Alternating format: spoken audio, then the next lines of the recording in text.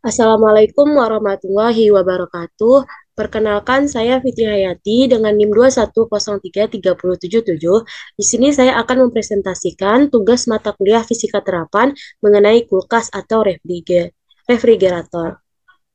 Di sini di mana dosen pengampunya yaitu Ibu Dr. Emilia Nur MPD.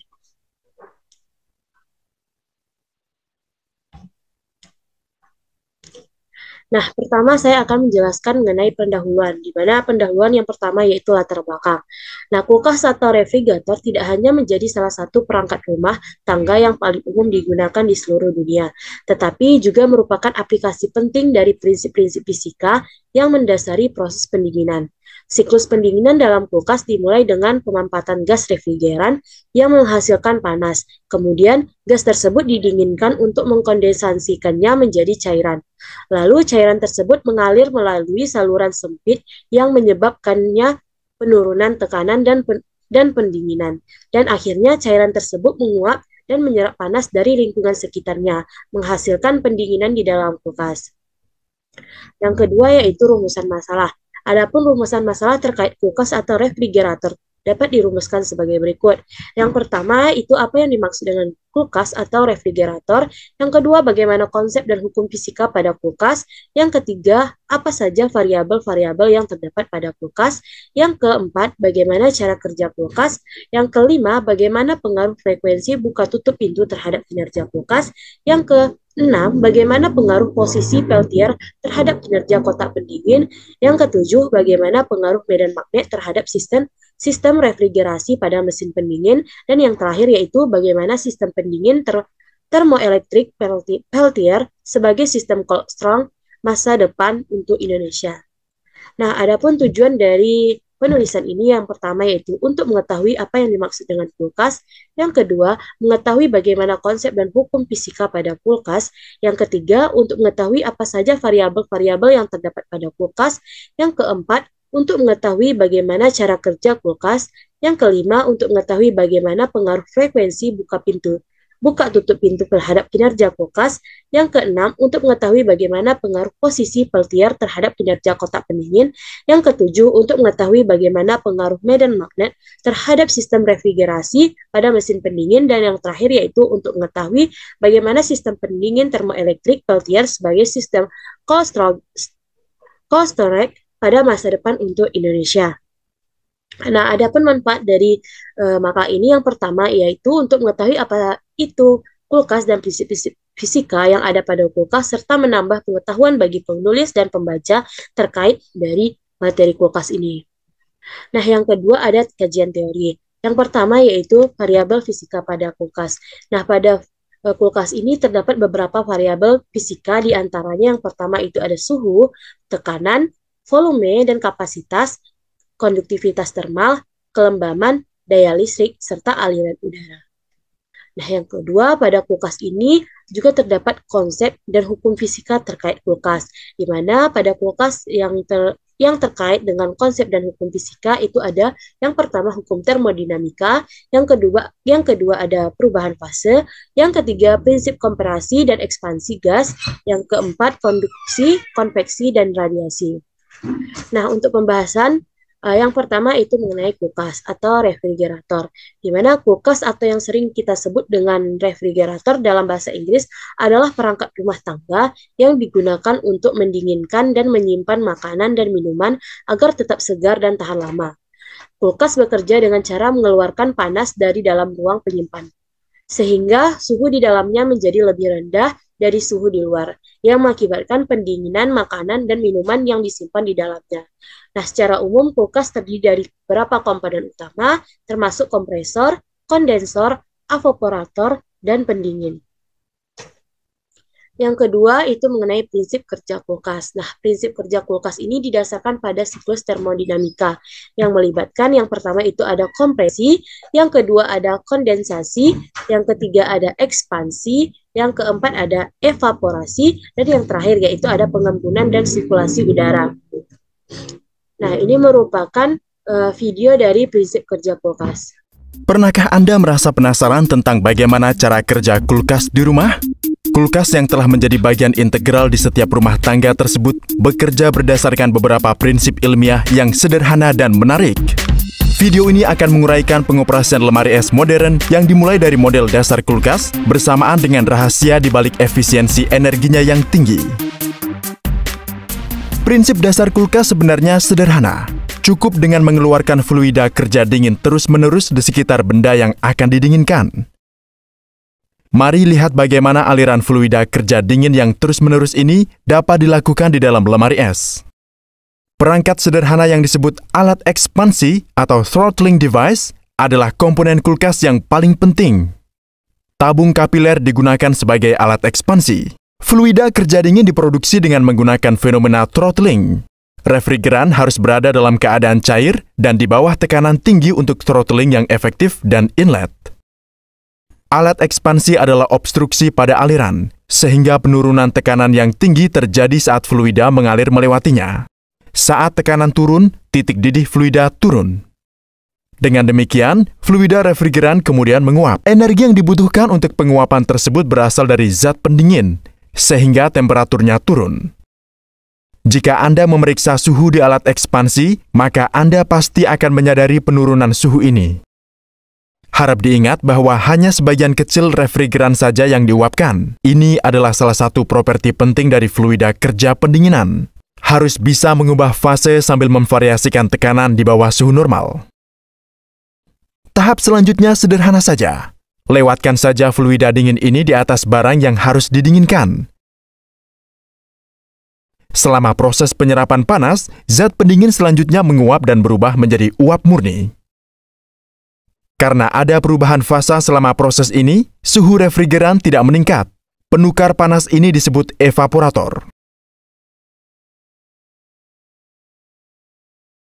Dengan bantuan sirkulasi aliran udara cerdas di dalam kulkas yang menggunakan kipas evaporator, kulkas dapat mempertahankan tingkat suhu yang berbeda. Jadi, kita berhasil membuat efek pendinginan yang dibutuhkan. Jika kita bisa membuat refrigeran bertekanan rendah ini ke keadaan sebelum throttling, yaitu fluida bertekanan tinggi, kita akan bisa mengulangi proses ini lagi. Jadi langkah pertama adalah menaikkan tekanan. Kompresor digunakan untuk tujuan ini. Kompresor akan menaikkan kembali tekanan ke nilai awalnya. Anda bisa lihat bahwa yang digunakan adalah kompresor tipe reciprocating. Namun, karena ini adalah proses pengompres gas bersamaan dengan menekannya, maka temperaturnya juga akan meningkat. Hal ini tidak bisa terhindarkan. Kini zat pendinginnya adalah uap bertekanan tinggi. Berikut adalah alat penukar panas lainnya untuk mengonversi gas menjadi tahap fluida. Penukar panas ini dipasang di luar kulkas. Dengan demikian, ia akan membebaskan panas ke sekelilingnya. Uap akan diubah menjadi fluida dan suhu akan mencapai tingkat normal. Penukar panas ini dikenal sebagai kondensor. Kini, zat pendingin kembali ke keadaan awal, sehingga bisa diumpankan ke alat ekspansi lainnya. Hanya dengan mengulangi siklus ini berulang-ulang, kita akan bisa mencapai efek pendinginan yang kontinu. Siklus ini lebih khusus disebut siklus kompresi uap. Sekarang pertanyaan pentingnya, bagaimana cara membandingkan kinerja kulkas yang berbeda? Istilah yang disebut koefisien kinerja akan membantu Anda dalam masalah ini. Kinerja output dibagi dengan input, sehingga koefisiensi kinerja dapat dengan mudah didefinisikan sebagai berikut. Ini adalah kulkas paling biasa yang mungkin ada. Teorinya, kulkas ini akan bekerja dengan baik. Nah, itulah tadi cara kerja kulkas terkait video tersebut. Nah, yang ketiga yaitu pengaruh frekuensi buka tutup pintu kulkas terhadap kinerja kulkas. Nah, dengan perkembangan teknologi saat ini ada kecenderungan bahwa penggunaan energi untuk menjalankan kulkas semakin kecil.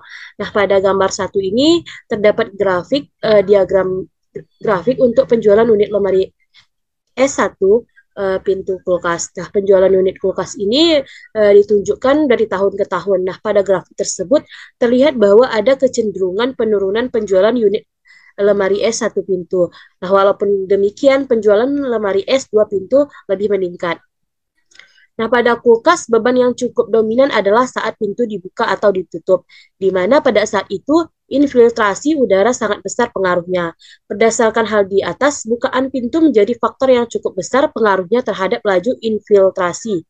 Nah, demikian pula perbedaan kondisi udara di dalam dan di luar ruangan atau di kabin pendinginan berpengaruh besar terhadap laju infiltrasi. Yang keempat itu ada pengaruh posisi peltier terhadap kinerja kotak pendingin. Nah, termoelektrik atau peltier adalah suatu alat yang dapat mengkonversi energi listrik menjadi energi kalor atau sebaliknya. Ketika termoelektrik atau peltier dialiri arus listrik DC, elektron-elektron mengalir, di mana elektron dari material yang kekurangan elektron berpindah ke material yang kelebihan elektron. Nah, dalam keadaan ini, konektor akan menyerap energi sehingga sisi ini akan bertemperatur dingin. Nah, gambar di samping merupakan gambar dari termoelektrik. Nah, berdasarkan grafik ini, COP tertinggi diperoleh pada posisi peltier di dinding. Hal ini disebabkan oleh sirkulasi udara lebih mudah daripada posisi peltier di atas maupun posisi peltier di bawah. Sehingga pada penelitian ini, posisi peltier di dinding adalah posisi dengan posisi yang terbaik. Nah, yang kelima ada pengaruh medan magnet terhadap sistem refrigerasi pada mesin pendingin.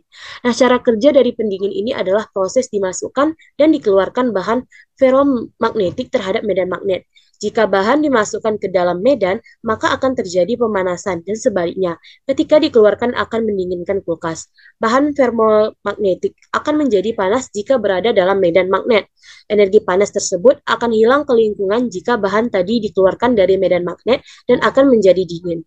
Efek tersebut yang menjadi pokok dari pengembangan kulkas oleh ilmuwan fisika pada tahun 1917 yaitu Pierre Ernest West, Prancis dan Auguste Antoine Picard, Swiss. Prinsip tersebut telah diuraikan oleh Peter Joseph WD tahun 1926 dan kemudian oleh William Francis Key tahun 1927. Yang keenam ada pembahasan terkait peltier thermoelectric navigator system as the future cold strength system for Indonesia. Nah, ada dua jenis cold strong ikan yang digunakan di Indonesia. Yang pertama yaitu cold strong berbasis darat dan yang kedua cold storage berbasis kapal. Keduanya penting untuk menjaga grade ikan selama dan setelah periode penangkapan ikan. Sebagian besar cold storage Indonesia adalah cold storage berbasis darat yang sebagian besar berada di Pulau Jawa. Nah, dari gambar 1 menggambarkan distribusi cold storage berbasis lahan di wilayah. Data yang menunjukkan bahwa jumlah cold storage yang tersedia masih belum sebanding dengan luas dan potensi perikanan di Indonesia. Nah, di sini ada gambar 2 membahas bahwa terdapat kesenjangan besar antara ketersediaan dan permintaan cold storage berbasis lahan di beberapa pulau besar di Indonesia. Dengan masalah tersebut, nelayan sering menghabiskan waktu lebih lama untuk menunggu atau mencapai tempat penyimpanan dingin dibangun. Nah, untuk mengatasi masalah tersebut, cold storage berbasis adalah cara yang efektif untuk menjaga kualitas ikan sebelum tiba di dermaga. Dengan demikian, ikan segar dari laut dapat disimpan langsung ke cold storage yang terletak di bagian bawah kapal. Metode ini biasa diterapkan pada kapal besar yang memiliki kapasitas lebih dari 100 GT. Ada banyak jenis sistem pendingin yang dapat diterapkan dalam cold storage kapal. Yang paling mudah dan paling umum adalah sistem kompresi uap.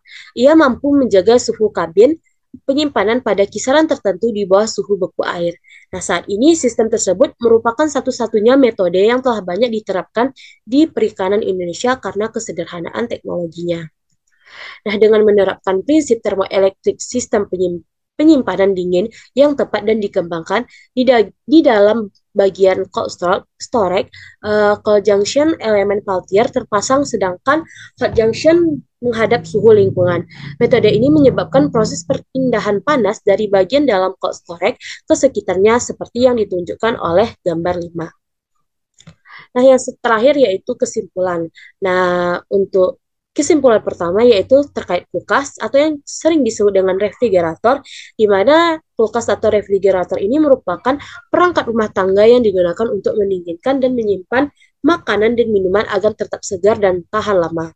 Yang kedua, di mana prinsip kerja kulkas didasarkan pada siklus termodinamika yang melibatkan pemantauan kondensi, ekspansi, evaporasi refrigeran untuk menghasilkan pendinginan di dalam ruang penyimpanan.